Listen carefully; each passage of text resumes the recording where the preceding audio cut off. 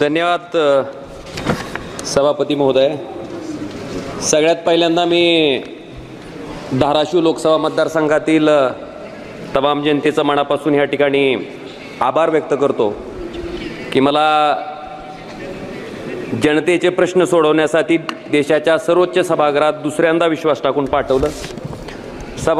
सभापती महोदय, मला महाराष्ट्रातील पीक विमा योजनेबद्दल या ठिकाणी अतिशय महत्त्वाचा विषय मांडायचा आहे। सभापती महोदय, प्रधानमंत्री पीक विमा योजना नेमकी कुणासाठी आहे? शेतकऱ्यासाठी आहे का कंपन्यासाठी आहे? हा प्रश्न पडावा इतपत या योजनेची परिस्थिती आहे।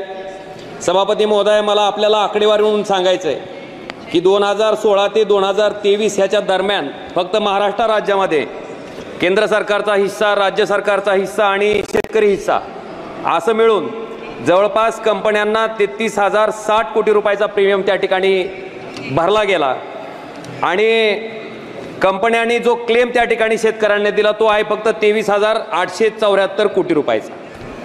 सभापती महोदय, ह्याच्यातून एवढं दिसतंय की जवळपास 9,186 कोटी रुपयाचा नफा 2016 ते 2023च्या दरम्यान ह्या विमा कंपन्यांनी त्या ठिकाणी कमावला आहे।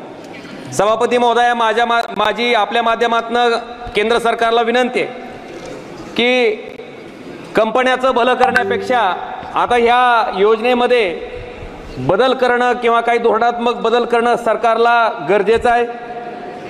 1 हेक्टरचं पीक संरक्षित करण्यासाठी प्रीमियम पोटी कंपनीला जवळपास 18,000 रुपये 1 हेक्टरी त्या ठिकाणी केंद्राचा हिस्सा, राज्याचा हिस्सा आणि शेतकऱ्याचा हिस्सा म्हणून दिला जातो आणि मदत मिळताना मात्र कंपनी त्या ठिकाणी शेतकऱ्याच्या तोंडाला पानं पुसायचं काम करते।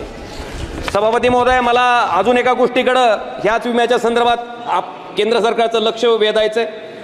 ऐन निवडणुकीच्या कालावधीमध्ये खरीप 2023च्या पीक विम्याच्या बाबतीत केंद्र सरकारनं 30 एप्रिल 2024ला एक परिपत्रक काढलं। ज्या परिपत्रकामुळं परत केंद्र सरकारचं धोरण कंपनीला धार्जिन आहे असं त्या ठिकाणी दिसतंय। सभापती महोदय, मला आपल्याला सांगायचं, आपल्या माध्यमातून सरकारला सांगायचं की 2023ला खरीप पीक विम्यासाठी धाराशिव जिल्ह्यातील 7,53,382 शेतकऱ्यांनी त्या ठिकाणी विमा उतरवला। पैकी 5,19,273 शेतकरी त्या ठिकाणी या विम्यापासून वंचित आहेत।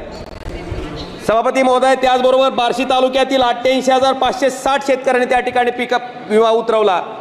पैकी जवळपास पूर्ण शेतकरी त्या ठिकाणी विमा अग्रिम मिळालाय पण विमा मिळण्यापासून त्या ठिकाणी वंचित आणि औसा तालुक्यातील 1,27,381 पैकी जवळपास 33,605 शेतकरी वंचित आहेत। त्याचबरोबर निलंगा तालुक्यामधले 1,46,716 पैकी 49,185 शेतकरी 49,185 शेतकरी त्या ठिकाणी वंचित आहेत। सभापती महोदय, आपल्या माध्यमातून मला सांगायचं आहे की